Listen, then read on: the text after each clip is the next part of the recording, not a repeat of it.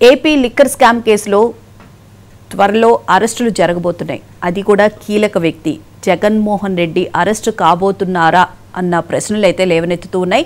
ముఖ్యంగా అందుకే సజ్జల రామకృష్ణారెడ్డి కూడా బయటికి వచ్చి అరెస్టు చేస్తే చేయండి, మేము ధైర్యంగా ఎదుర్కొంటాము, పార్టీ నిలబెడతాము, చిన్న అంటే తక్కువ ఏజ్లోనే మేము పార్టీని ఇప్పుడు నిలబెట్టుకోలేమో, మాకు ఎక్స్పీరియన్స్ కూడా వచ్చింది అని చెప్పి ప్రజలకి చెప్పి ఏదో మభ్యపెట్టే విధానం అయితే చేస్తున్నట్లుగా కూడా అనిపిస్తుంది. ఎందుకంటే అరెస్ట్ అనేది కన్ఫామ్ అని చెప్పి పార్టీ నేతలు కూడా డిసైడ్ అయినట్టున్నారు. ఈ నేపథ్యంలోనే ఒక్కొక్కళ్ళు నెమ్మదిగా మాట్లాడుతున్న నేపథ్యం అయితే కనిపిస్తుంది. మరి ఒకవేళ జగన్మోహన్ రెడ్డి కనుక అరెస్ట్ అయితే నెక్స్ట్ పార్టీని నడిపించేది ఎవరు పార్టీని ముందుకు నడిపిస్తారు? గతంలో చూసుకుంటే కనుక షర్మిల తన భుజస్కంధాల మీద వేసుకుని ఆమె పాదయాత్ర చేయడము, అలాగే విజయమ్మ గారు కూడా రాజకీయాల్లో ఉండి ఆవిడ కూడా పార్టీ అధ్యక్షురాలుగా ఉండి ముందుకు నడిపించడం జరిగింది. మరి ఇప్పుడు వాళ్ళిద్దరినీ జగన్మోహన్ రెడ్డి గారు దూరం చేసుకున్నారు. నెక్స్ట్ ఫర్దర్గా పార్టీని నడిపించే బాధ్యత ఒకవేళ భారతీరెడ్డి గారు తీసుకుంటారా? భారతీరెడ్డి గారు తీసుకుంటే పార్టీ ఎలా మారిపోతుంది? లిక్కర్ కేసుకు సంబంధించి వాళ్ళందరికీ ఒక క్లారిటీ ఉన్న నేపథ్యంలో నెక్స్ట్ ప్లాన్ ఏంటి? ఈ విషయాలకు సంబంధించి ఇవాళ డిబేట్లో చర్చించుకుందాం. డిబేట్లో పాల్గొనడానికి మనతో పాటు ఉన్నారు అంకమ్మ చౌదరి గారు స్టూడియోలో, ప్రముఖ సామాజిక రాజకీయ విశ్లేషకులు, అలాగే బండారు వంశీ గారు టీడీపీ అధికార ప్రతినిధి. Good morning sir. నమస్తే. నమస్తే సార్, లిక్కర్ స్కామ్కి సంబంధించి మీరు గతంలో కూడా చెప్పడం జరిగింది ఆగస్టు 15 కల్లా జగన్మోహన్ రెడ్డి అరెస్ట్ అవుతారని. ఇప్పుడు పరిస్థితులు చూస్తుంటే దాదాపుగా అలానే కనిపిస్తూ ఉన్నాయి. ఏమంటారు? ఈ మద్యం కుంభకోణానికి సంబంధించి మొట్టమొదటి కూడా నాకంటే స్పష్టమైన అవగాహన ఉంది. ఇది నేను ఈ అంశాన్ని అనిల్ రెడ్డి, సునీల్ రెడ్డి దక్షిణాఫ్రికాలో మద్యం తయారు దాంట్లో శిక్షణ పొందొచ్చి, అంటే అక్కడ తయారు చేసి వాళ్ళు లాభాలు గడించి ఎంత తక్కువకి దీన్ని తయారు చేయొచ్చు అనే దాని గురించి మొట్టమొదటి కూడా ఒక అవగాహన ఉంది భువన్ గారు నాకు. దాన్ని నేను పదే చెప్తా రావటం కూడా జరుగుతుంది. వీళ్ళు సంపూర్ణ మద్యపాన నిషేధం అని చెప్పని ప్రజలను నమ్మించిన కారణం కూడా అదే. కారణం ఏంటంటే ఒక మద్యం తయారు చేయటానికి ఒక 15 రూపాయల నుంచి 30 రూపాయల దాకా వాళ్ళకి ఖర్చు అవుతుంది. కానీ దాన్ని మామూలుగా వినియోగదారుడు ఎవరైతే ఉంటారో వాళ్ళకి అందజేసేటప్పుడు 120 రూపాయల నుంచి 150 రూపాయల దాకా అమ్ముతున్నారు. అంటే ప్రభుత్వం తరపు నుంచి కానీ లేకపోతే ఎవరైతే దాన్ని నడుపుతూ ఉంటారో వాళ్ళ లాభాల గురించి కానీ మిగిలిన 90 రూపాయల నుంచి 120 రూపాయల దాకా లాభాలు వాళ్ళకి వస్తూ ఉన్నాయి. అంటే ఖర్చులు వీళ్ళ మీద పడతా ఉంది ఆ భారం. మరి దాన్ని మనమే చేసుకుంటే ఆ 120 రూపాయలు కూడా మనకే మిగిలిద్ది కదా, బయట దానికంటే కూడా మనం ఇంకా 10 రూపాయలు తక్కువ తయారు చేయొచ్చు కదా అన్న ఆలోచనతో ఎంత మిగులుతీ ఏంటని చెప్పని మొట్టమొదటి చెప్పినందువల్లే సంపూర్ణ మద్యపాన నిషేధం అనే అంశాన్ని వాళ్ళు ముందుగా తీసుకురావడం కూడా జరిగింది. దానికి ఇంకో కారణం కూడా ఉంది. 1994 ఎన్నికలప్పుడు నందమూరి తారక రామారావు గారు సంపూర్ణ మద్యపాన నిషేధం చేస్తానని చెప్పంటే ప్రజలు ఆ రోజు ఆమోదించారు, మహిళా తల్లులందరూ దీవించారు. ఎందుకంటే వాళ్ళకి తెలుసు ఆ సాధక బాధలు. ఈ మద్యం మహమ్మారి వల్ల ఎన్ని కుటుంబాలు ఇబ్బందులు పడుతున్నాయో, ఎంతమంది మహిళలు ఇబ్బంది పడేవాళ్ళు వాళ్ళకి క్షుణ్ణంగా తెలుసు. కాబట్టి నిజంగానే నందమూరి తారక రామారావు గారు ఆ మాట అంటే ఆయన నిలబెట్టుకుంటారన్న ఉద్దేశంతో ఆయనకి ఆ రోజు అప్పటి ప్రతిపక్ష అర్హత కూడా లేకుండా కాంగ్రెస్ పార్టీకి 26 స్థానాలకే పరిమితం చేశారు. కాబట్టి అది వీళ్ళు పదే చెప్పి 2014 నుంచి 2019 వరకు తెలుగుదేశం ప్రభుత్వం చేస్తున్నటువంటి కార్యక్రమాలని మరుగున పరిచి అబద్ధాలను పదే ప్రచారం చేసి నమ్మించి దానితో వీళ్ళు కూడా సరిగ్గా ధీటుగా వాళ్ళని సమాధానం ఇవ్వలేకపోయారు. ముఖ్యంగా ఢిల్లీ వెళ్ళి 37 మంది సిఐల్ని డిఎస్పీలుగా ప్రమోషన్ చేస్తే 33 మంది కమ్మవారు అంటే సరైన సమాధానం ఇవ్వలేకపోయారు. అలాగే అమరావతి రాజధాని చూసుకున్నా కూడా ఇక్కడ కమరావతి, ఇది బ్రహ్మరావతి, ఇందుట్లో వీళ్ళే కొనుక్కున్నారు భూములు. ఇదంటే సహజంగా మామూలు వాళ్ళకు కూడా ఒక ఆలోచన ఏమొచ్చిందంటే 2014కి ముందు, అంటే ఎన్నికలు జరగబోయే ముందు నుంచి అక్కడ ఆ పరిసర ప్రాంతాల్లో ఉన్నటువంటి రిజిస్ట్రేషన్కి సంబంధించినటువంటి రిజిస్టార్ ఆఫీసులు ఎన్నో ఉన్నాయి. 2019 అంటే కనీసం ఎన్నికల ముందు వరకు ఏ గ్రామాల్లో ఎంత భూములు క్రయ విక్రయాలు జరిగినాయి అనే విషయాన్ని బహిర్గతం చేస్తే ఆ రోజే తెలిసిపోయేది. కానీ అవి కూడా చేయలేకపోయింది. అప్పుడు ఎంత పర్సెంటేజ్ ఉన్నది అని కూడా వాళ్ళు చెప్పే ప్రయత్నం కూడా చేయలేదు. ఎందుకంటే కమ్మ వాళ్ళు ఉన్నది 5%. అది వేరే మామూలుగా అధికంగా ఎవరెవరు ఉన్నారు, ఎందుకంటే ఎప్పటి నుంచో అది 1967 నుంచి 72 నుంచో అది ఎస్సీ నియోజకవర్గం. కానీ అదే చెప్పేది చంద్రబాబు నాయుడు గారు ఏమనుకున్నారంటే మనం మంచి పనులు చేస్తున్నాం, ఇంతమందికి ఉద్యోగ కల్పన చేసాం, పరిశ్రమలు వస్తున్నాయి, మనం ముందుకు తీసుకెళ్తున్నాం రాష్ట్రాన్ని, అమరావతిని వేగంగా ముందుకు తీసుకెళ్లే క్రమంలో ఉన్నాము, పోలవరం 72% పూర్తి చేసాము, మన పనితీరునే ప్రజలు నమ్ముతారు, వాళ్ళు చెప్పే మాటలు నమ్మరు కదా, కళ్ళ ముందు కనపడుతున్నాయి కదా, 200 ఉన్నటువంటి పింఛన్ని 1000 రూపాయలు చేసింది మనమే, దాన్ని 2000 చేసింది మనమే, ఇవన్నీ కూడా మనం చేసి కళ్ళ ముందు కనపడతా ఉన్నాయి. ఎస్సీలకు కావచ్చు, బీసీలకు కావచ్చు, వాళ్ళకు సంబంధించినటువంటి కార్యక్రమాలన్నీ ముందుకు తీసుకెళ్లే క్రమంతో పాటు ఎస్సీలకు ముఖ్యంగా 27 పథకాలు మనం అమలు చేస్తూ ఉన్నాం. రెండోది వాళ్ళ పిల్లలు చదువుకోవటానికి బెస్ట్ అవైలబుల్ స్కూల్స్ అని చెప్పని మనం ఈరోజు ప్రైవేటు సంస్థలకు ధీటుగా వాళ్ళని తయారు చేసే విధంగా ముందుకు తీసుకుని వెళ్తానే ఉన్నాం. విదేశీ విద్యా కానుకను తీసుకొచ్చాం అంబేద్కర్ గారి పేరు మీద. మరి ఇంతమంది చదువుకున్న పిల్లలు, లబ్ధిదారులు, వీళ్ళందరూ కూడా మన వెంట ఉంటారు అని భావించారు చంద్రబాబు నాయుడు గారు. ఆయన ఎప్పుడైనా ఏంటంటే పని చేసుకుని వెళ్దాం, జనం ఇదే ఆలోచన, నా రాష్ట్రం బాగుండాలి, తద్వారా ప్రజలు వృద్ధిలోకి వస్తే, ఎందుకంటే వీళ్ళకి యువకులకి ముఖ్యంగా అపారమైనటువంటి శక్తి సామర్థ్యాలు ఉన్నాయి, సరైన విధంగా సద్వినియోగం చేసుకుంటే మన రాష్ట్రం అగ్రప్రధానం ఉంటుంది, కాబట్టి వాళ్ళే మనం చూసుకుంటారన్న ఉద్దేశంతో ఆయన ఆ రోజు ఆ కార్యక్రమాలు చేపట్టుకుంటూ వీళ్ళకి సరైన సమాధానం ఇవ్వలేదనేది మాత్రం వాస్తవం. ప్రజల్లో ఆలోచించిన దానికి వాళ్ళు ఏం ఆలోచించారంటే ప్రతిపక్షం పదే చెబుతున్నటువంటి అబద్ధాలను నమ్మి నిజమే కామోసు ప్రత్యేక హోదా తీసుకురాకపోవడానికి చంద్రబాబు నాయుడు గారు ఆ రోజు వాళ్ళతోటి సర్దుకుపోయాడు, లేకపోతే మనకు ప్రత్యేక హోదా వచ్చేదేమో, ఇతను తీసుకొని వస్తున్నా అన్నాడు, కాబట్టి అదే మనకు సంజీవిని అని చెబుతున్నాడు, కాబట్టి మెడలోంచి తీసుకొస్తానన్నాడు, కాబట్టి మనం ఎందుకు నమ్మకూడదు. ఒక్కసారి వాళ్ళు ఇంకోటి చేసినటువంటి దుర్మార్గమైన పని ఏంటంటే రాజశేఖర రెడ్డి అనే వ్యక్తి తెలుగు రాష్ట్రాలకు ఆయనే దేవుడైనట్టు, ఆయన వల్లే కొత్త అంటే ఈ సంక్షేమ పథకాలు మొదలైనట్టు, ఆయనే ఈ రాష్ట్రాన్ని బాగా చేసినట్టు, ఆయన వల్లే రాష్ట్రం ఈరోజు ఈ స్థితిలో ఉందన్నట్టు ప్రచారం చేసి నమ్మించారు. వాస్తవంగా నేను మాత్రం ఒక విషయం చెప్పదలుచుకున్నాను. తెలుగు రాష్ట్రాలకంటే ఇప్పుడు ఉన్నటువంటి తెలంగాణకు కావచ్చు, ఆంధ్రప్రదేశ్కి కావచ్చు, 2004లో రాజశేఖర రెడ్డి ముఖ్యమంత్రి అయిన తర్వాతే ఇలాంటి విష సంస్కృతి అనేది మొదలైంది. ₹1 ప్రజలకు ఇచ్చేసి ₹9 కొడుకు దోసిపెట్టిన వ్యక్తి రాజశేఖర రెడ్డి. అంటే అతను ప్రజలను ఆ విధంగా నమ్మించుకుంటా తీసుకొచ్చాడు. ఇంకోటి ఏంటంటే 2001లోనే చంద్రబాబు నాయుడు గారు ఫీజు రీయింబర్స్మెంట్ తీసుకుని రావడం కూడా జరిగింది. అది ఎస్సీలకి, ఎస్టీలకి వాళ్ళకు మాత్రమే ఆయన అమలు చేశాడు. దాన్ని ఇతను విస్తృతం చేసేసి అందరికీ ఇస్తున్నట్టు, అంటే ప్రజలను నమ్మించాడు. ఈయన ప్రజల కోసమే ఉన్నట్టు, ప్రజలకి సంక్షేమ పథకాలతోనే ముందుకు వెళ్ళాలని చెప్పి ప్రయత్నించారు. అందుకంటే ఆయనకు ఆదాయ మార్గాలు ఉన్నాయి. చంద్రబాబు నాయుడు గారు ఇచ్చిన పునాది వల్ల హైటెక్ సిటీ కావచ్చు, లేకపోతే సంక్షేమ పథకాలతో పాటు సంస్కరణల దిశగా ముందుకు వెళ్ళిన విధానంతో నిజంగానే ఆదాయం వస్తుంది. కాబట్టి ఆ ఆదాయాన్ని వాళ్ళకు పప్పు బెల్లాలాగా వాళ్ళ అబ్బాయికి ఏ విధంగా రావాలన్న ఉద్దేశంతో మిగిలిన వాళ్ళందరికీ భూములు పంచుకుంటా వెళ్తా, తద్వారా ఆ ధనాన్ని తీసుకొని వచ్చి మళ్ళీ జగన్మోహన్ రెడ్డికి సంబంధించినటువంటి పరిశ్రమలలోనే పెట్టించేసి, మామూలుగా సహజంగా ఎలా ఉంటుందంటే భవన్ గారు, ఎవరికైనా సరే ఒక వ్యాపారం చేశారనుకోండి, ఆ వ్యాపారం ఏ విధంగా ఉంది, ప్రజలు ఏ విధంగా ఆదరిస్తున్నారు, లాభాలు ఎలా ఉన్నాయి, ఆ సంస్థ యొక్క స్థితిగతులు ఏంటి, మూలధనం ఏంటి, ఇప్పుడున్నటువంటి ఆస్తులు ఏంటి, ఇవన్నీ పరిగణలో తీసుకున్న తర్వాత ముదుపరులు ఎవరైనా సరే వాళ్ళకున్నటువంటి వాటాను కొనుక్కుంటూ ఉంటారు. కానీ జగన్మోహన్ రెడ్డి ప్రారంభించింది ఏది ఉత్పత్తుల్లో లేకపోయినా, ప్రజాదరణ లేకపోయినా, రూపాయిది ₹300 ఎలా కొన్నారు, ₹1000 ఎలా కొన్నారు, ₹10 ముఖ విలువ ఉన్న దాన్ని ఎలా కొన్నారు, ఏమి చూసి కొన్నారు అనేది ఇప్పుడు కూడా ఎవరికి అర్థం కాని ప్రశ్న. అదే కూడా విలువ చూస్తుంది ఈ రోజు వరకు కూడా. ఇండియా సిమెంట్స్ చూసుకుంటే అదే జరిగింది. భారతీ సిమెంట్ లో వాళ్ళు ఫస్ట్ షేరు 110 ఏమో కొన్నారు, తర్వాత దాన్ని అమ్మేసేటప్పుడు 1300కి లాస్లో అమ్మారు.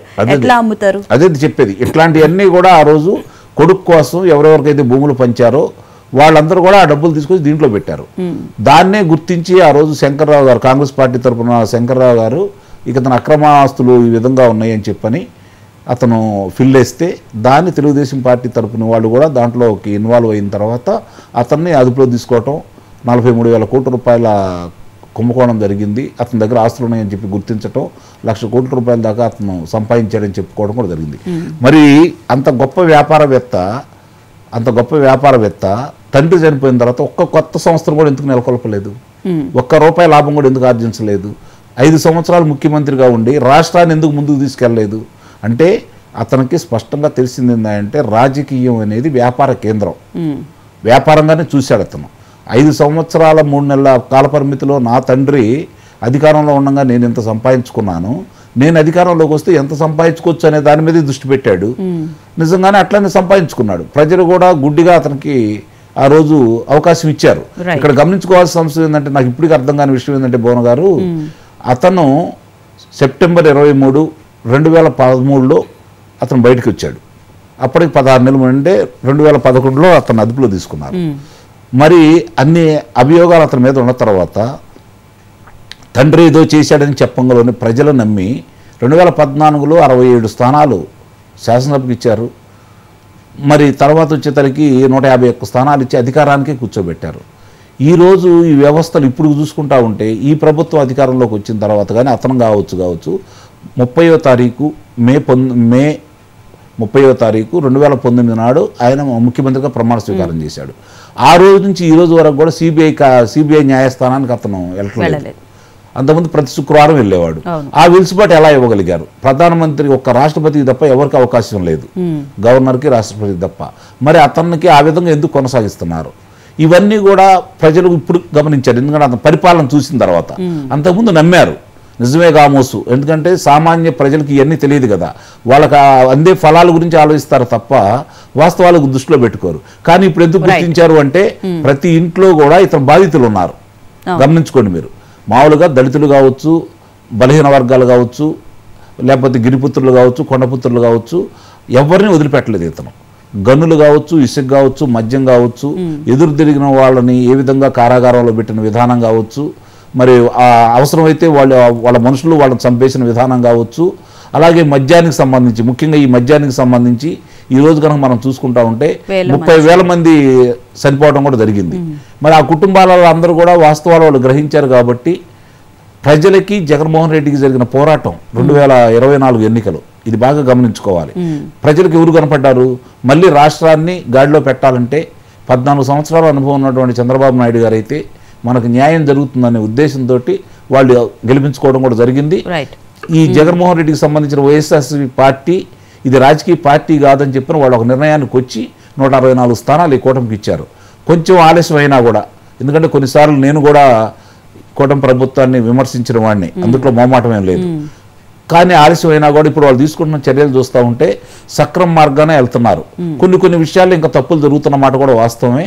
అవి కూడా సరిదిద్దుకుంటారు అని అయితే నేనైతే భావిస్తున్నాను. చంద్రబాబు నాయుడు గారికి చెప్పేంత శక్తి సామర్థ్యాలు నా దగ్గర లేవు. కానీ జరుగుతున్న పరిణామాలు అంటే సామాన్యుడిగా, ఎందుకంటే ఆయన కొన్ని తెలియకపోవచ్చు, తప్పుడు మార్గంలో కొంతమంది వ్యక్తులు ఆయనకు అన్ని విషయాలు చెప్పలేకపోవచ్చు.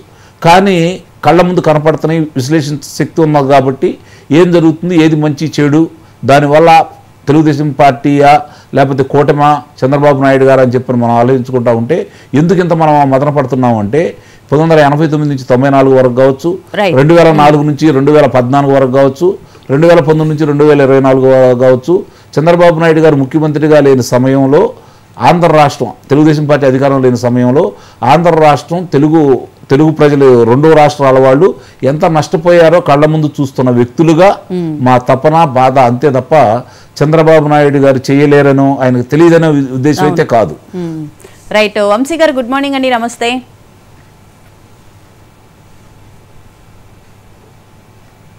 వంశీ గారు నా మాట వినిపిస్తుందా? Madam good morning. మ్యూట్ లో చూసుకోలేదు. వంశీ గారు, మొత్తం మీద జగన్మోహన్ రెడ్డి గారు త్వరలో అరెస్టు కాబోతున్నారు అన్న విషయం అయితే వైసీపీ పార్టీతో సహా ప్రజలకు కూడా ఒక అవగాహన అయితే వస్తుంది. అయితే ఇప్పటికీ కూడా సజ్జల రామకృష్ణారెడ్డి గారు జగన్ని ఎదుర్కొనే సత్తా చంద్రబాబు నాయుడు గారికి లేదు అని చెప్పి కూడా అంటూనే ఉన్నారు. నిజమే మేడం, జగన్మోహన్ రెడ్డి గారి కుట్రలు ఎదుర్కొనే సత్తా ఎవరికి లేదు అసలు. కానీ విజయవంతంగా ఛేదిస్తా ఉన్నాం ఇన్ని కుట్రలు కూడా. ఎందుకంటే 2019 నుండి 2024 వరకు నిజంగా ఆయన కుట్రలు, ఆయన చేస్తున్నటువంటి ఏమంటారంటే బ్యాక్ డోర్ పాలిటిక్స్, ఏదైతే ఇందాక అంకమరావు గారు చెప్పిన 32 మంది కమ్మ డిఎస్పీలు, పింక్ డైమండ్, ఇట్లాంటివన్నీ కూడా ఎదుర్కొనే సత్తా ఎవరికి లేదు అప్పటి వరకు. కానీ 2024 నుండి ఆ సత్తా సామాన్య ప్రజలకు కూడా వచ్చేసింది. జగన్మోహన్ రెడ్డి నిజంగా జగన్మోహన్ రెడ్డి వాస్తవంగా అసలు రాష్ట్రంలో ఏది లేదు. ఒకవేళ నిజంగా ఏదన్నా ఉండి జగన్మోహన్ రెడ్డి అడ్రస్ చేసినా కానీ ప్రజలు నమ్మే పరిస్థితిలో లేరు. ఎందుకంటే అదిగో పులి సామెత అయిపోయింది జగన్మోహన్ రెడ్డి పరిస్థితి. సో ఈరోజు సజ్జల రామకృష్ణారెడ్డి గారి ఇంటర్వ్యూ నేను కూడా చూశాను మేడం. ఎస్ఆర్కే సార్ గుర్తున్నారా మేడం? ఎస్ఆర్కే సార్ మీరు అంకమరావు గారు గుర్తున్నారా? ఎస్ఆర్కే సార్ లో ఇద్దరు మహిళలు, ఇద్దరు జర్నలిస్టులు అప్పట్లో ఎస్ఆర్కే సార్ దగ్గరికి వెళ్ళి పంచాయతీ తేల్చుకుందాం అని చెప్పి బాహాటంగానే గొడవ పడినటువంటి పరిస్థితి. సిఎంఓ సాక్షిగా ఈ ఎస్ఆర్కే సార్ దగ్గరికి వెళ్ళి గొడవపడి తేల్చుకుందాం అనుకున్న వాళ్ళలో ఒక ఆవిడేమో రైట్ టు ఇన్ఫర్మేషన్ యాక్ట్ లో అనుకుంటా ఆవిడ ఇప్పుడు రాజ్యాంగబద్ధ పదవిలో ఉన్నారు. ఇంకొక ఆవిడ ఈవిడ అనుకుంటాను. సో ఈవిడ నిన్న సార్ని ఒక ఇంటర్వ్యూ చేసింది ఎస్ఆర్కే సార్ని. ఎస్ఆర్కే సార్ ఏం చెప్తారంటే జగన్మోహన్ రెడ్డిని ఎదుర్కొనే సత్తా ఎవరికి లేదు, అండ్ ఆల్సో ఇవన్నీ అక్రమ కేసులు అని చెప్తారు. మనం ఈ లిక్కర్ కేసు మొదలైన దగ్గర నుంచి పలు సాక్ష్యాధారాల మీద మళ్ళీ మనం మాట్లాడుకుంటానే ఉన్నాం. వీళ్ళు అవి అక్రమ కేసులు, ఇందులో అసలు స్కామే లేదు అని అంటా ఉన్నారు. మరి కామన్ గా ఇక చూసే ప్రజలకు కూడా బోరు కొట్టేసినట్టుంది మన మాటలు. ఏంటంటే డిజిటల్ మనీ ఎందుకు యాక్సెప్ట్ చేయలేదు అనేది ఫస్ట్ క్వశ్చన్. ఒక సరే అదైపోయింది. జంగారెడ్డిగూడెం మరణాలు, ఓం ప్రతాప్ మరణం, చిలకలూరుపేటలో ఇద్దరు ముస్లిం మైనారిటీ సోదరుల మరణాలు, అట్లా రాష్ట్రంలో దాదాపుగా 30,000 మరణాలు, అండ్ ఆల్సో లక్షల మంది హాస్పిటల్స్కి ఎందుకు బానిసలు అయ్యారనేది.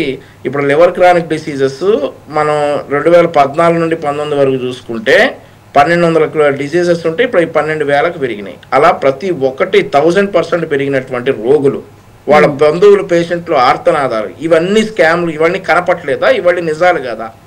ఇంకొకటి మేడం, మనం దుబాయ్ కానీ లేదంటే ఇంకెక్కడికైనా వేరే మలేషియా, సింగపూర్లు కానీ 5 సంవత్సరాలకు ఒకసారో 10 సంవత్సరాలకు ఒకసారో విజిట్కి వెళ్తాం సాధారణంగా. సిఎంఓలో ఉన్నటువంటి ఒక అధికారి, రిటైర్డ్ ఐఏఎస్ అధికారి భార్య 22 సెప్టెంబర్ 2022న 20 సెప్టెంబర్ 2022న 970 గ్రాముల బంగారంతో డిపార్ట్మెంట్ ఆఫ్ రెవెన్యూ ఇంటెలిజెన్స్ వాళ్ళు పక్కా సమాచారంతో ఆ ఫ్లైట్ రావడానికంటే ముందే స్పెషల్ ఫ్లైట్లో గన్నవరం వచ్చి కాపు కాస్తే రిటైర్డ్ ఐఏఎస్ ఈ కేసులో ఎవడైతే నిందితుడున్నాడో, ఈ కేసులో ఎవడైతే జైల్లో ఉన్నాడో అతని భార్య 970 గ్రాముల బంగారంతో ఎందుకు పట్టుబడింది? ఆ పట్టుబడిన ఆవిడ ఆ నెలలో 22 సెప్టెంబర్ అని మనం అనుకున్నాం కాబట్టి, సెప్టెంబర్ 20 అనుకున్నాం కాబట్టి, ఆ నెలలో అంటే ఆగస్టు 20 నుండి సెప్టెంబర్ 20 వరకు ఆవిడ పాస్పోర్ట్ చూస్తే 4 సార్లు దుబాయ్ వెళ్ళొచ్చారట. దానికి కారణం ఏంటో సజ్జల రామకృష్ణారెడ్డి చెప్పాలి. ఎవరైనా వెళ్తే దుబాయ్ వెళ్తే 1 సారో 2 సార్లు వెళ్తారు మేడం. నెలలో 4 సార్లు వెళ్ళరుగా. నెలలో 4 సార్లు ఆ పాస్పోర్ట్ మీద స్టాంపులు ఎందుకున్నాయి, ఎందుకు వెళ్లాల్సి వచ్చింది? ఆ తర్వాత మనం లోతుగా విశ్లేషించుకుంటా ఉంటే మనకు ప్రతి ఒక్కటి కూడా ఇంటర్ రిలేటెడ్ అనమాట. సరే, ఇప్పుడు చెవిరెడ్డి భాస్కర్ రెడ్డి గారు, నేను మార్చి 21వ తారీఖు 2024 సంవత్సరం పీక్స్లో ఎలక్షన్ టైం ఉన్నప్పుడు ల్యాండ్ మార్క్ అపార్ట్మెంట్లో ఏం చేస్తా ఉన్నారు? ల్యాండ్ మార్క్ అపార్ట్మెంట్కి ఎందుకు రావాల్సి వచ్చింది? 2 రోజులు అక్కడ గడపాల్సింది ఎందుకు వచ్చింది? ఒంగోలు పార్లమెంట్ ఏమన్నా చిన్నదా? నువ్వు తిరగాలి కదా ఒంగోలు పార్లమెంట్లో.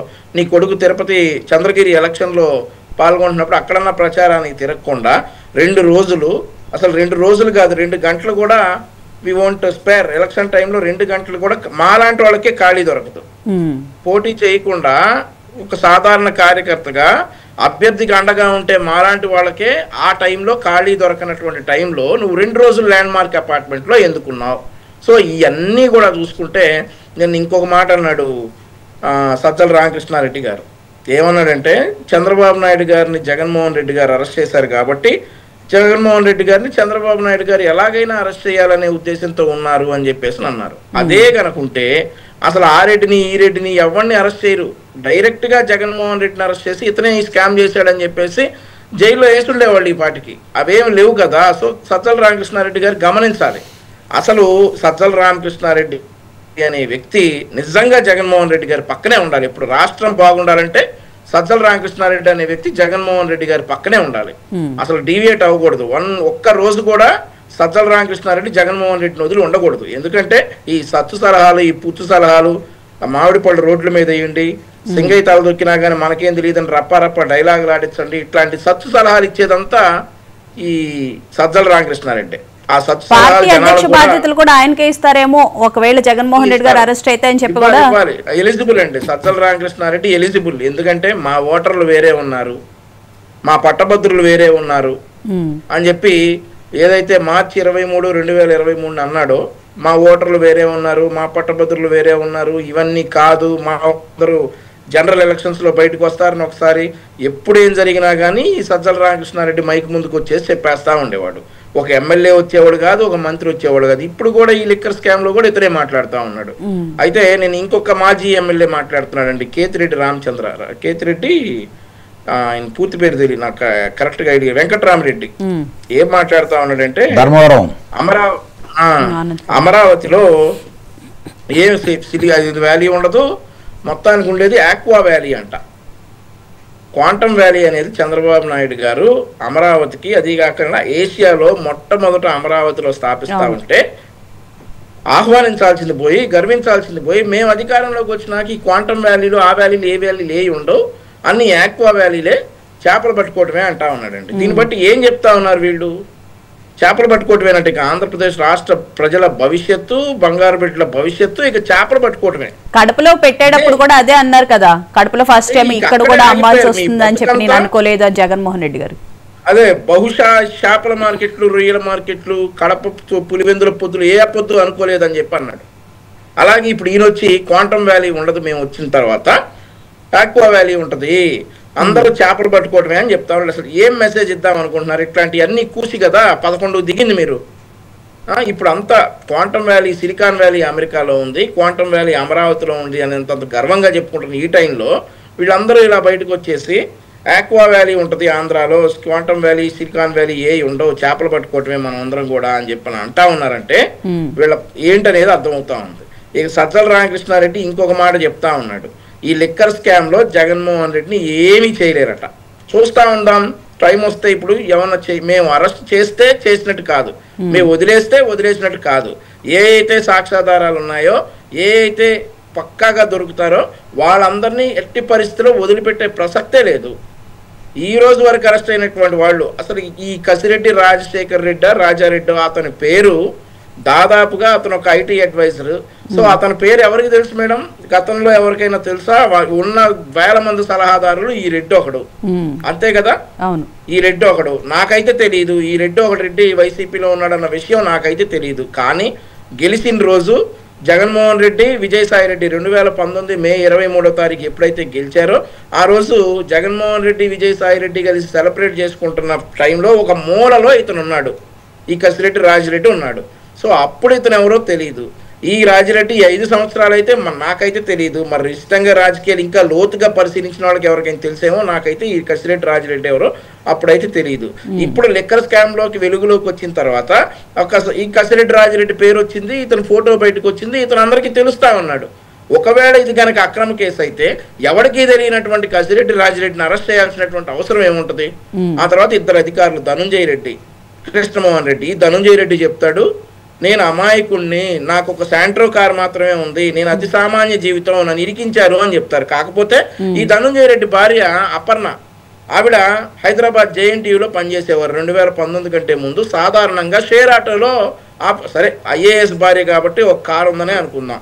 అలా కారులో ఆఫీస్కి వెళ్ళేటటువంటి వ్యక్తి 2019లో ఎప్పుడైతే వైఎస్ఆర్ కాంగ్రెస్ పార్టీ అధికారంలోకి రాగానే ఆంధ్రప్రదేశ్లో ఉన్నటువంటి వెంకటేశ్వర విద్యాలయానికి డెప్యుటేషన్ మీద వస్తారట. ఆ డెప్యుటేషన్ మీద వచ్చినటువంటి వ్యక్తి 3 నెలలు పనిచేసిన తర్వాత ఈవిడ ఒక నామినేటెడ్ పదవి కూడా దక్కించుకుంటారు. ఆ నామినేటెడ్ పదవి దక్కించుకున్న తర్వాత ఈవిడ భూదందాల్లోకి ఎంటర్ అవుతారు, సెటిల్మెంట్లోకి ఎంటర్ అవుతారు, విశాఖపట్నంకి వెళ్తారు, నెల్లూరుకి వెళ్తారు, ఎక్కడ ఏ సెటిల్మెంట్ ఉన్నా చేస్తారు. అలాగే దుబాయ్కి వెళ్ళి బంగారం కూడా తీసుకొస్తారు. ఇవన్నీ ఎందుకు జరిగాయి? సరే, ఇవన్నీ ఒక ఎత్తు అయితే ఈ మద్యం మనం ఎప్పుడు చెప్పుకుంటున్నటువంటి బోరు కొట్టే మాట, అసలు డిజిటల్ పేమెంట్స్ ఎందుకు లేవనేది ఒక ఇప్పుడు కూడా అదొక క్వశ్చన్ గానే మిగిలిపోయింది. సో దానికి ఆన్సర్ లేదు. మనందరి ఆలోచనలు ఒక విధంగా ఉంటే జగన్మోహన్ రెడ్డి గారు టోటల్ డిఫరెంట్ గా దానికి ఉల్టా రివర్స్ సైడ్ లోనే ఆలోచిస్తారు. అదే మేడం, ఇప్పుడు అసలు దానికి ఆన్సర్ అనేది ఒక జస్టిఫైయింగ్ ఆన్సర్ అనేది రావట్లేదు, అసలు రాదు కూడా. ఇక వీళ్ళ జన్మకి దానికి ఒక జస్టిఫైయింగ్ ఆన్సర్ ఎవరు? ఈ రోజు 10 రూపాయల పేమెంట్ కూడా ఈ రోజు డిజిటల్ పేమెంట్తో చేస్తున్నటువంటి క్రమంలో ఎందుకు డిజిటల్ పేమెంట్స్ లేవు? మీకు ఇంకొక విషయం గుర్తు చేయాల్సింది ఏంటంటే మేడం, ఎలక్షన్ టైంలో ఎలక్షన్ కోడ్ రాకముందు ఒక 10 రోజుల ముందు, అట్ ఈస్ ఇన్ ఫిబ్రవరి అనుకుంటాను, జగన్మోహన్ రెడ్డి గారి ఇంటికి ఒక కంటైనర్ వచ్చింది. ఆ కంటైనర్ వచ్చిన క్రమంలో పోలీసులు అందరూ సైడ్ అయిపోయారు. ఆ కంటైనర్ ఇంట్లోకి వెళ్ళింది. 4 అవర్స్ జగన్మోహన్ రెడ్డి ఇంట్లో ఉంది. ఆ తర్వాత బయటకు వచ్చింది. దానికి అప్పుడు ప్రైవేట్ సెక్యూరిటీ వచ్చి, పోలీస్ సెక్యూరిటీ వచ్చి ఆ కంటైనర్ని బోర్డర్ దాటించారు.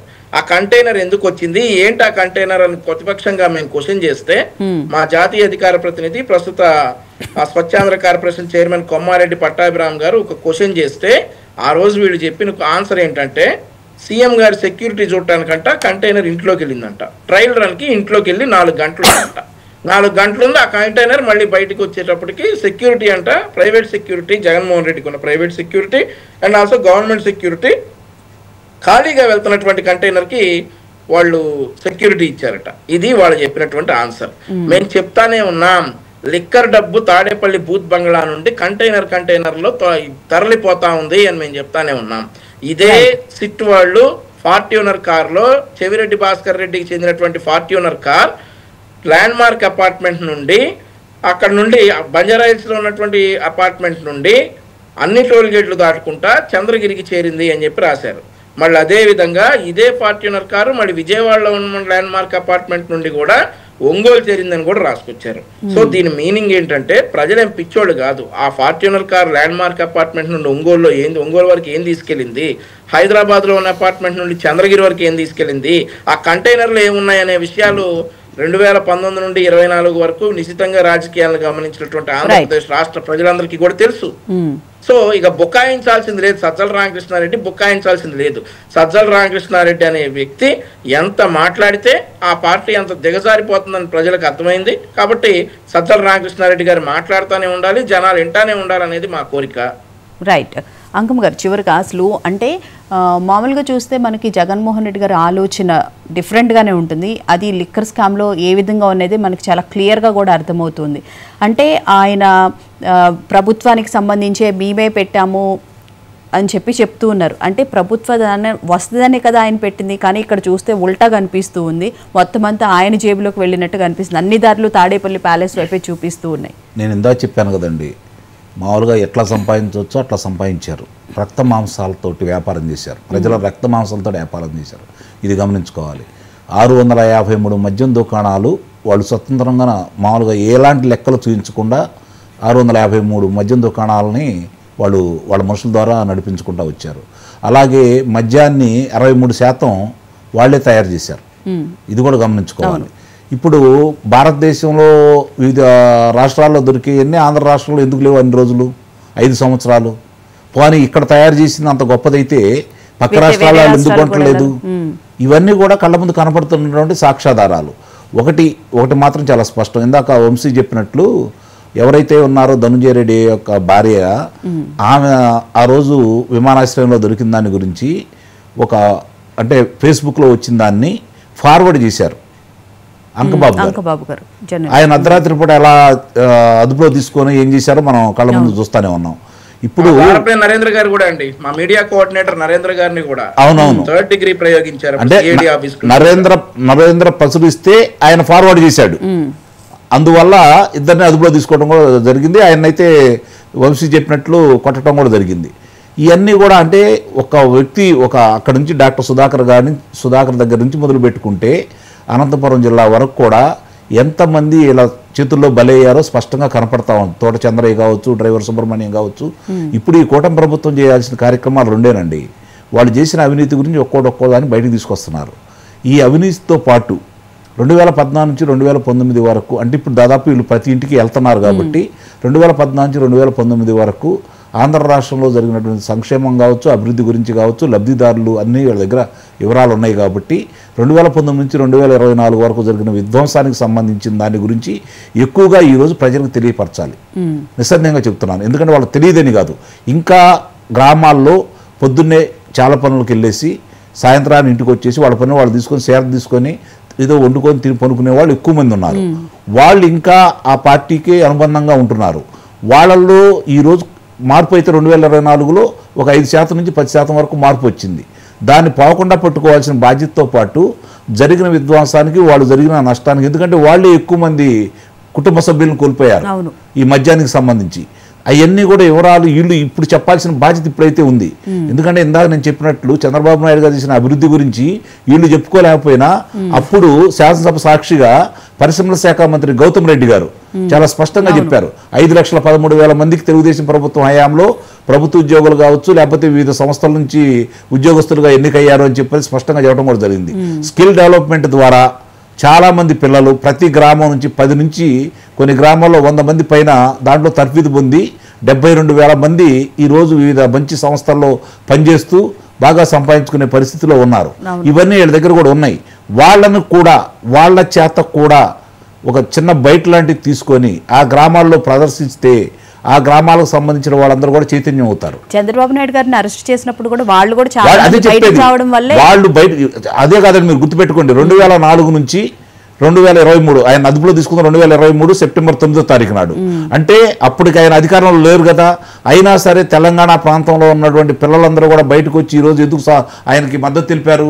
కళ్ళ ముందు కనపడుతున్నాయి. తీసుకొచ్చిన విద్యా సంస్థలు కావచ్చు, ఐటీ సంస్థలు కావచ్చు, విదేశాలకు వెళ్ళిన విధానం కావచ్చు, ఆయన తీసుకొచ్చినటువంటి మార్గాల్లోనే వాళ్ళు వెళ్ళారు కాబట్టి వాళ్ళ తల్లిదండ్రులు కూడా చెప్పిన విధానాన్ని వాళ్ళు తలకెక్కించుకున్నారు కాబట్టి వాళ్ళు బయటకు వచ్చి చంద్రబాబు నాయుడు గారి గురించి 72 దేశాల్లో బయటకు వచ్చారు కాబట్టి కేంద్రం నుంచి మొత్తం అన్ని దేశంలో ఉన్నటువంటి అన్ని రాష్ట్రాల వాళ్ళు ఒక్కసారిగా చంద్రబాబు నాయుడు గారు, అప్పుడు దాకా చంద్రబాబు నాయుడు గారు ఒక విజనరీగా తెలుసు, ఒక గొప్ప ముఖ్యమంత్రిగా తెలుసు. కానీ ఇంతమంది లబ్ధి పొందారా, ఇంతమంది బయటకు వస్తున్నారా? నాకు తెలిసినంత వరకు ప్రపంచ చరిత్రలో ఒక రాజకీయ నాయకుడు బ్రతికుండంగా ఆయనకి ఈ విధంగా మద్దతు వచ్చిన వాళ్ళు ఎక్కడా లేరండి. గమనించుకోండి మీరు కావాలంటే. ఇంతవరకు ఎక్కడా లేరు. అది నిజంగానే చంద్రబాబు నాయుడు గారి జన్మధన్యం.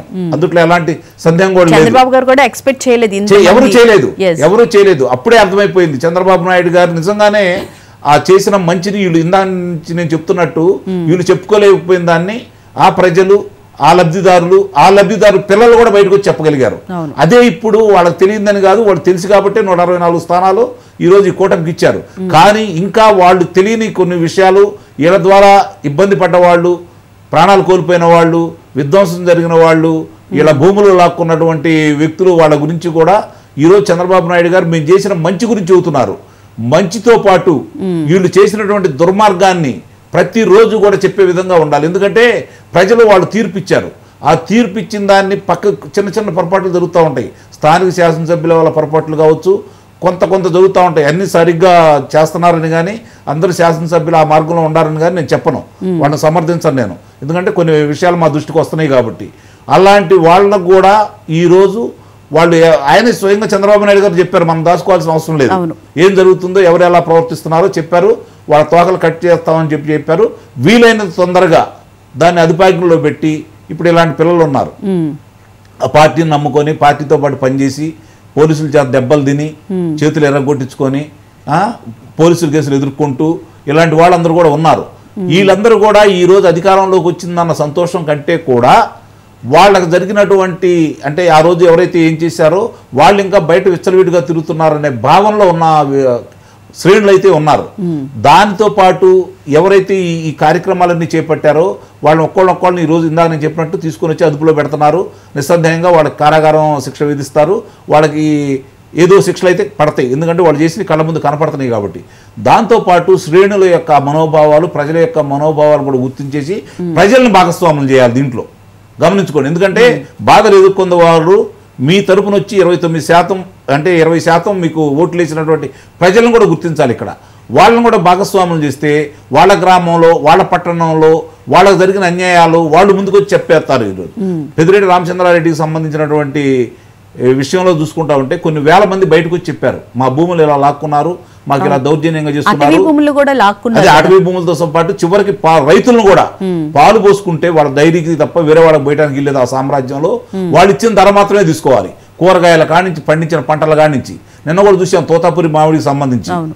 ఇవన్నీ కూడా వాళ్ళ చెప్పు చేతుల్లో ఇంకా అక్కడ ఉన్నాయి కాబట్టి వీటి నుంచి ప్రజలను విముక్తి కలగజేయాలి. అది ప్రజలు కోరుకుంటుంది. ఎందుకంటే మంచి పరిపాలన ఇస్తారు, పరిశ్రమలు తీసుకొస్తారు. ఈరోజు ప్రపంచం మొత్తం ఆంధ్రప్రదేశ్ చూసిన ఇందాక వంశీ చెప్పినట్టు క్వాంటమ్ వ్యాలీ గురించి చూసుకుంటా ఉంటే, ఏఐ గురించి చూస్తూ ఉంటే, విశాఖపట్నానికి వస్తున్న పరిశ్రమల గురించి చూస్తూ ఉంటే, వివిధ మరి ముఖ్యంగా ఈరోజు బనకచర్ల అంశాన్ని చంద్రబాబు నాయుడు ఎత్తుకున్నదో కాకుండా ఈరోజు చూసుకుంటా ఉంటే నీరు ఒడిచిపట్టి రాయలసీమకు పంపిస్తున్న విధానం కావచ్చు, అందరినేవా కాలం ద్వారా ఈరోజు వస్తున్న విషయాల గురించి కావచ్చు, ఇవన్నీ కూడా కళ్ళ ముందు కనపడుతున్నాయి. ప్రజలు ఆనందంగా ఉన్నారు. ప్రజలకు కనుక ఈ నీరు తీసుకొని వచ్చేసి రహదారులన్నీ బాగా చేస్తున్నారు కాబట్టి, పరిశ్రమలు రాయలసీమలో విస్తారమైన భూమి ఉంది కాబట్టి నిస్సందేహంగా ఇప్పుడు వరకు నాకు తెలిసినంత వరకు రాయలసీమలో వచ్చిన పరిశ్రమల గురించి చూసుకుంటా ఉంటే 3 లక్షల మందికి ఉపాధి కలగబోతుంది.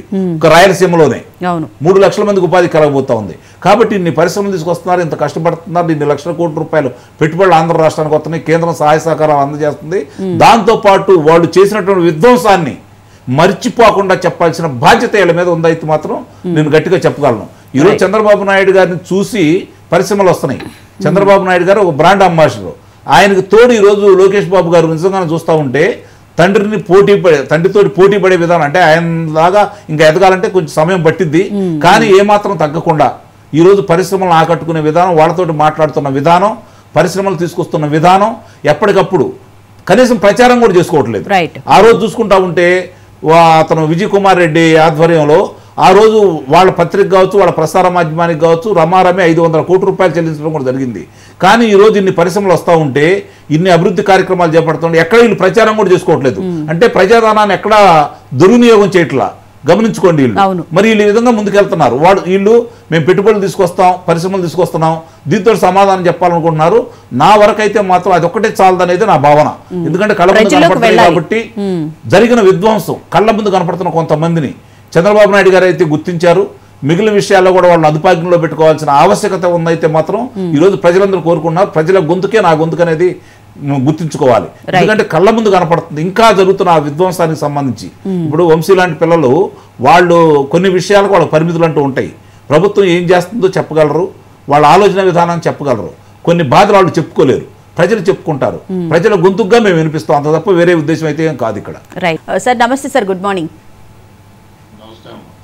సార్. ఈ లిక్కర్ కేసుకు సంబంధించి, ఏపీలో జరుగుతున్నటువంటి లిక్కర్ కేసుకు సంబంధించి మీకు కూడా ఫుల్ ఐడియా ఉంది. సిట్ విచారణ అయితే చాలా వేగవంతంగా జరుగుతుంది. అయితే అన్ని దారులు వచ్చేసి తాడేపల్లి ప్యాలెస్లో ఉన్నటువంటి జగన్మోహన్ రెడ్డి వైపే చూపిస్తున్నాయి. ఈ నేపథ్యంలో అరెస్ట్ ఉంటుంది అని అంటున్నారు. అయితే ఇప్పటికీ కూడా ఈడీ ఎంటర్ అయినప్పటికీ తమిళనాడులో కానీ ఛత్తీస్గఢ్లో కానీ ఎంత ఫాస్ట్గా అయితే అరెస్ట్ చేస్తుందో, ఇక్కడ అరెస్ట్ ఈడీ ఎందుకు ఫర్దర్ విచారణ చేయడానికి సుముఖత వ్యక్తం చేయడం లేదన్న మాటలు కూడా వస్తూ ఉన్నాయి. ఏమంటారు సార్? మన భారతదేశంలో ప్రజాస్వామ్యం అని మనం అనుకుంటూ ఉంటాం. ఈ పొలిటికల్ పార్టీస్ వచ్చేటప్పటికి రాజ్యాధికారాన్ని చేపడతారే కానీ రాజ్యాధికారం బాధ్యత వహించరు. 1947 నుంచి, అంటే నువ్వు మరి అప్పటి నుంచి మీరు పుట్టారు లేదు తెలియదు, కానీ ఇప్పటిదాకా ఎంతమంది ముఖ్యమంత్రులు జైలుకి వెళ్ళారు, ఎంతమంది మంత్రులు జైలుకి వెళ్ళారు. అరెస్ట్ చేయడం ఏముందమ్మా, అది అరెస్ట్ చేయడం అంటే పోల్దండ వేసుకోవడం. అరెస్ట్ చేయడం అంటే వాళ్ళ ఉద్దేశంలో పోల్దండ వేసుకోవడం, అంతకుమించి ఏమి ఉండదు.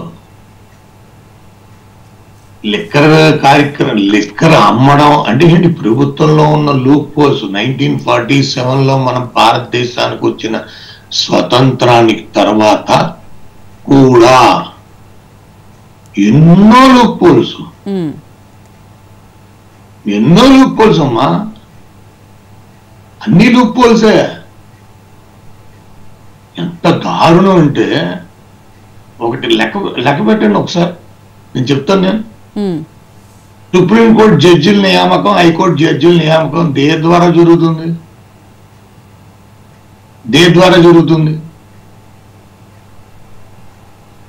దేశంలో 140 కోట్ల మంది జనాభా ఉంటే ఎంతమంది మెడిసిన్ సీట్లు ఉన్నాయి మనకి? 1,02,000 మంది. 140 కోట్ల మందికి 1% అంటే 1,40,00,000 అది 1% కూడా తాచుకోలేకపోయాం. దేశాన్ని పైకట్టుకుపోయాం. బంగారు తెలంగాణ తెచ్చాడని ఒకడు, మహానాయకుడని ఒకడు. ప్రజలు తెలియదు. ఆఫ్రికా కంట్రీలు కనీసం అనగారు కానీ వాళ్ళు గుర్తించి బతుకుతారు. మనం భ్రమలో బతుకుతున్నాం. వాళ్ళు గుర్తించి బతుకుతారు. అంటే ఏంటి గుర్తించి ఏం గుర్తిస్తారంటే మన మీద హింస జరుగుతుంది, మన రాజులు మనం దోచుకుంటారు అని చెప్పి వాళ్ళు గుర్తించి వాళ్ళు బతుకుతారు. మన భారతదేశ ప్రజలు ఏంటంటే హారతి ఇచ్చి వీడు గొప్పోడు అని జయలలితకి హారతి ఇచ్చేశారు, లాలూ ప్రసాద్ యాదవ్కి హారతి ఇచ్చేశారు, ములాయం సింగ్ యాదవ్కి హారతి ఇచ్చేశారు. దాని పేరేంటి ఆవిడకి అసలు పార్టీ తీసేసింది ఆవిడ ఉత్తరప్రదేశ్ లో మాయావతి. అంటే ఏంటి దేనికి 1,60,000 కోట్లు అన్నారు. నేను సింపుల్ లాజిక్ చెప్తున్నానమ్మా. లెక్కర అమ్ముదా ఉన్న ఈ దౌర్భాగ్యులకి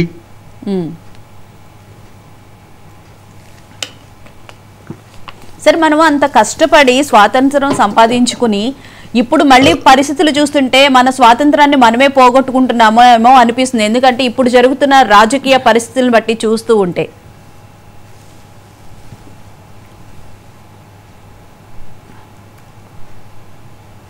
రైట్ సార్, ఇప్పుడు శాస్త్రి గారు చెప్పినట్టు మన స్వాతంత్రం వచ్చిన తర్వాత చాలా రాజకీయ పరిణామాలు అయితే మారిపోతూ ఉన్నాయి. ఇప్పుడు సార్ చెప్పినట్లుగా కూడా ఎందుకు ఇంత మార్పు వచ్చింది? మనం కష్టపడి స్వాతంత్రాన్ని సంపాదించుకున్నాం, అయినప్పటికీ కూడా చూస్తూ ఉంటే ఇంకా ప్రజలు అభద్రతలోనే నడుస్తూ ఉన్నారు. అంటే ఇక్కడ మనం గమనించుకోవాల్సిందంటే 77 సంవత్సరాలు నిండి 11 నెలల 12 రోజులు అవుతుంది మనకు స్వాతంత్రం వచ్చి.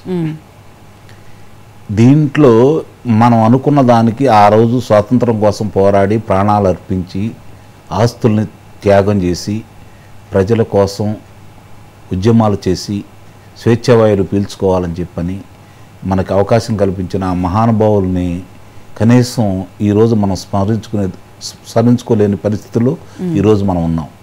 వాళ్ళ చరిత్రలో ఎంతమందికి తెలుసు ఈరోజు? వాళ్ళు ఎన్ని త్యాగాలు చేసి ఏ విధంగా స్వతంత్రాన్ని తీసుకుని వచ్చారు, ఎన్ని పోరాటాలు చేశారు. సార్ చెప్పండి, మీది ఫ్రీ లేదు చెప్పండి సార్. ఫ్రీజ్ అయింది సార్. చెప్తానమ్మా. సో ఇప్పుడు నేను చెప్పేది ఏంటంటే మీరు అంటే ఏంటంటే ఆయన అరెస్ట్ చేశారా? ఆయన అరెస్ట్ అంటే ఏంటి? 14 రోజులు రిమాండ్కి పంపి ఏం చేద్దాం అనుకుంటున్నారు? 5 రూపాయలు కలెక్ట్ చేసిన రికవరీ చేసిన గవర్నమెంట్ చూపించమ్మా. 5 రూపాయలు రికవరీ చేసిన గవర్నమెంట్ చూపించు. ఇది ఏమన్నా పొలిటికల్ వ్యవస్థ, ప్రజాస్వామ్య వ్యవస్థ? ఆర్థిక వ్యవస్థను పణం పెట్టేశారా? అప్పుల మీద అప్పులు చేశారు. ఇలా బాబులు గారు సొమ్ముని లక్షల కోట్లు అప్పులు చేశారు. నేను ఎకనమిస్ట్ అమ్మా. ఆ రాష్ట్రాన్ని చూస్తే కళ్ళమ నీళ్లు కారుతాయి. పోలవరం అనేదాన్ని నాలాంటోడు ఎవరికైనా ఇచ్చి ఉంటే పోలవరం 10 పోలవరాలు కట్టించేవాడు. నేను ఐఐటి ఢిల్లీలో చదువుకున్నాను. 10 పోలవరాలు కట్టించేవాడిని. కాళేశ్వరం సరిగ్గా కట్టుకోలేరు దిక్కుమల్లుళ్ళు. ప్రజల సొమ్ముది. లక్షల కలర్ కాగితాలు పట్టుకుని ఏడుస్తూ ఉంటారు. అంటే అసలు ఏ ప్రాజెక్ట్ పట్టుకున్నా లక్షల కోట్లు అని చెప్పని అంటున్నారు. అసలు అంత అవుతుందా సార్ ఏదన్నా ప్రాజెక్ట్ కంప్లీట్ అవ్వాలి? ఏది అవదమ్మా. అది ఏది అసలు మీకు విషయం తెలుసా? పోలవరం మొదలైందే 8,500 రూపాయలు, 8,000 కోట్ల రూపాయలతో బడ్జెట్తో పోలవరం మీద పూర్తిగా పిహెచ్డీ చేశానమ్మా నేను. మీరు పోలవరం మీద ఏంటంటే అసలు ఆ గోదావరి జిల్లాలో ఒక దేశం. కృష్ణ ఈస్ట్ గోదావరి, వెస్ట్ గోదావరి, కృష్ణా 3 జిల్లాలు కలిపితే ఒక దేశం. అది ఆ దేశం ప్రపంచానికి కావాల్సిన ఆహార ధాన్యాలు ఇవ్వగలం. ఆంధ్రప్రదేశ్ ఆహార గిడ్డంగి సంస్థ కింద తయారు చేయవచ్చు. వరల్డ్ గోడౌన్స్ కట్టచ్చు అక్కడ. World godowns. తర్వాత ఏంటనుకున్నా మొత్తం షిప్ అదే 974 కిలోమీటర్లు కోస్ట్. అది డ్రిడ్జింగ్ ఉండదు. దానికి డ్రిడ్జింగ్ ఉండదు. అంటే ఏంటి? మీకు దేని మీద ప్రజల దృష్టి పెట్టాలి అనేది పెట్టనివ్వరు. ఇగో వాళ్ళ అబ్బాయి ఎవరైనా హీరో కొడుకు ఎక్కడికి వెళ్ళాడని చూడండి, హీరో కొడుకు ఎలా వెళ్ళాడు. లేకపోతే ఒక ముఖ్య ప్రతిపక్ష నాయకుడిగా జగన్మోహన్ రెడ్డి గారు వెళ్తున్నాడంటే ఆయన వెనకాల కార్లేని వెళ్ళి ఎంతమంది సెక్యూరిటీ వాళ్ళు. నేను ఐస్లాండ్ వెళ్ళానమ్మా ఈ మధ్యన. అక్కడ ప్రైమ్ మినిస్టర్ని కలిశాను నేను. ఆయన కారు ఆయన నడుపుకుంటున్నాడు. ఓ పొలిటికల్ లీడ్ ఆయనకి. ఆయనకు పోలీసుడు లేడు,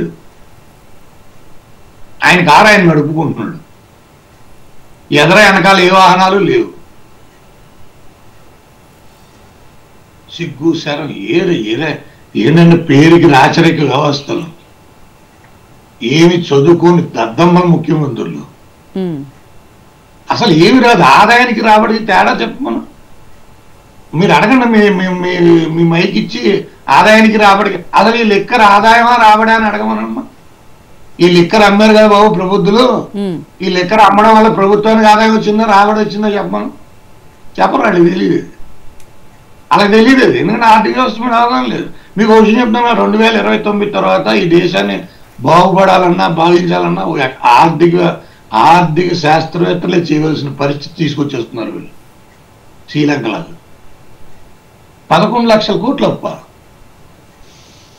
అప్పుకు వ్యయం. అప్పు అంటే ఏంటి? రేపటి రోజు ఖర్చును ఈ రోజు పెట్టేయడం. రేపటి రోజు ఈ రోజు మీరు అప్పు అంటే ఏంటి? మీరు ఆఫీసులో అడ్వాన్స్ తీసుకుంటారంటారు. అడ్వాన్స్ తీసుకోవడం అప్పు. అది అంటే ఏంటి? మీరు రేపు వచ్చే నెలలో వచ్చే డబ్బులు నీ ముందు తీసేసుకుని ఖర్చు పెట్టడం అప్పు అయిపోతుంది.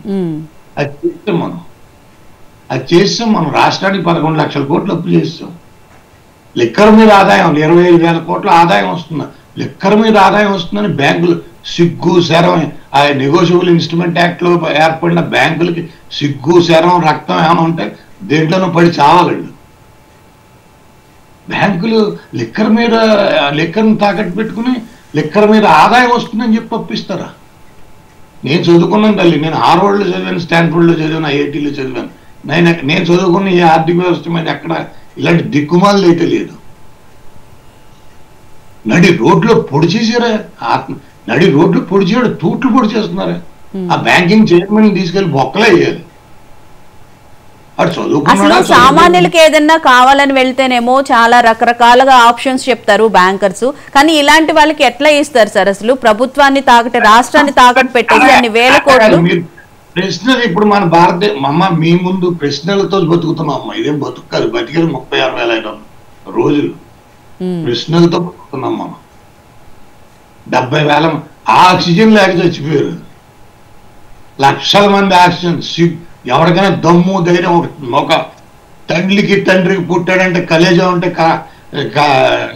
కోవిడ్ మీద డిస్కస్ చేద్దాం. ఎన్ని లక్షల మంది ఆక్సిజన్ లేకుండా చనిపోయారు. ఆక్సిజన్ ఈరోజు చూడండి, మీరే చెప్పండి. 102,000 సీట్లమ్మా. ఎక్కడ 140 కోట్ల మంది ప్రజానీకం. ఐస్లాండ్ లో 4.5 లక్షల మంది జనాభా, 36,000 మంది మెడికల్ సీట్లు. 4.5 లక్షల మంది జనాభా, 36,000 మంది మెడికల్ సీట్లు ఉన్నాయి. 140 కోట్ల మంది ఇండియన్స్, 102,000 మందికి మెడిసిన్ సీట్లు ఉన్నాయి. అంటే 1% లో కూడా 1% లేదు. మనం భారతదేశం వెళ్ళిపోతుంది. బంగారు తల్లికి హారతి ఇచ్చేసాం. నేను 10 ఏళ్ళు పరిపాలించేశాను. మా నాన్న మహానాయకుడు కాబట్టి నేను 5 ఏళ్ళు పరిపాలించేశాను. లేదా ఇంకోనేమైనా ఉన్నాడు, ఆయన పరిపాలించేసాడు. పరిపాలన వెళ్ళిపోతున్నాయి, రోజులు వెళ్ళిపోతున్నాయి. మా ఇళ్ళు శుభ్రంగా మేము దేనికి నోచుకునే వాళ్ళు అందరూ పెద్ద పెద్ద ఫామ్ హౌస్లు, పెద్ద పెద్ద ఇవి కట్టేశారు. ఆలోచించండి, ఎందుకంటే ఇది ఇప్పుడు కూడా ఆలోచించగలరు. ఎందుకు పనికిరాం? ఇంకా ఏంటంటే ఎవరికి ఆరతింటే ముగ్గురే. ఓ క్రికెటర్ ఆడాడంటే ఆడికి ఆరతిస్తారు, ఓ సినిమా యాక్టర్ వెళ్ళిందంటే ఒక ఆరతిస్తారు, ఓ రాజకీయ నాయకుడు వాళ్ళకి ఆరతివ్వడం ఏంటారు బాబు?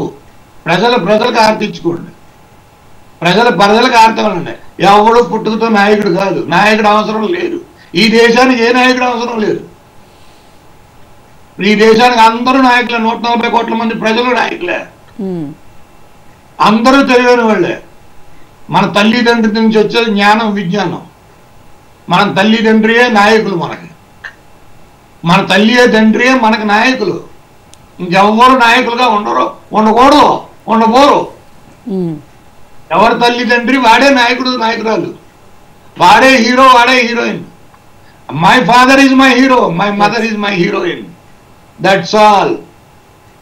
అలా బతికితే ఈ భారతదేశం నిలబడుతుంది. ఈ ఆర్థిక వ్యవస్థలో వచ్చే ఎదురయ్యే పరిణామాలు నేను ఇంకా చెప్పలేదు. నేను ఒక సీనియర్ ఆర్థికవేత్తని. అది చూస్తున్న కళ్ళమని నీళ్లు కారుతూ ఉంటాయి. ఎంత దారుణం అది. పోలవరమా, ఆ రెండు జిల్లాలకి నీళ్లు ఇవ్వలేని పరిస్థితి ఆ గోదావరి జిల్లాలకు నీళ్లు ఇవ్వలేని పరిస్థితి. ఆ రాయలసీమ ఎన్నేళ్ళు రాయలసీమ మరి 70 ఏళ్ళు అయితే రాయలసీమ నీళ్లు ఇవ్వలేరా? ప్రతి ఇంటికి పొద్దు నుంచి సాయంత్రం దాకా వాళ్ళు కట్టుకునేదాకా నీళ్లు కూడా ఇవ్వచ్చు కదా. మనం నీళ్ళ లేని దేశం కాదు కదా. ఫ్రెష్ వాటర్ జాయినింగ్ ఈస్ట్ గోదావరిలో కనీసం ఎన్ని క్యూఎంసీలు టీఎంసీలు జాయిన్ అవుతుంది?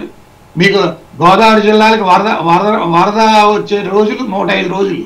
105 రోజుల్లో రోజుకి కనీసం 3 నుంచి 4 టీఎంసీలు సముద్రంలో కలిసిపోతుంది. అంటే ఏంటి అంతా కనీసం 4000 టీఎంసీలు కలుస్తుంది. రాయలసీమ ప్రజలకు కావాల్సిన 1000 టీఎంసీ వాటర్. మొత్తం కనీసం 40 లక్షల హెక్టార్లు మొత్తం హరియాలి అయిపోతుంది రాయలసీమ అంతా. అది చేయడానికి ఏ ముఖ్యమంత్రి ఎవరికి దిక్కు తోచలేదు. ఏదో చంద్రబాబు నాయుడు చేస్తున్నాడు, మొదలుపెట్టాడు. అది కనీసం మనకి జరలేని మొదలుపెట్టాడు. అడిగాడు ఏంటంటే దేని మీద డిస్కస్ చేద్దాం, ఏదో వాళ్ళు ఏమన్నా కుట్టారంట, మోగాళ్ళ మీద కూర్చోబెట్టారంట, ఇలాంటివి. అంటే ఏంటి వీళ్ళ దగ్గర ఏంటి ఎంత దారుణం అంటే బ్యాంక్రప్ట్ అయిపోయి, వీళ్ళకి మైండ్లు బ్యాంక్రప్ట్ అయిపోయి ప్రజలు అనుకోవాలమ్మా, తప్పేం లేదు. నేనేమన్నా ఈ నాయకులందరూ పెద్ద పెద్దోళ్ళు అమ్మా, దండం పెడతాను. వీళ్ళందరికీ 2 చేతులు దండం.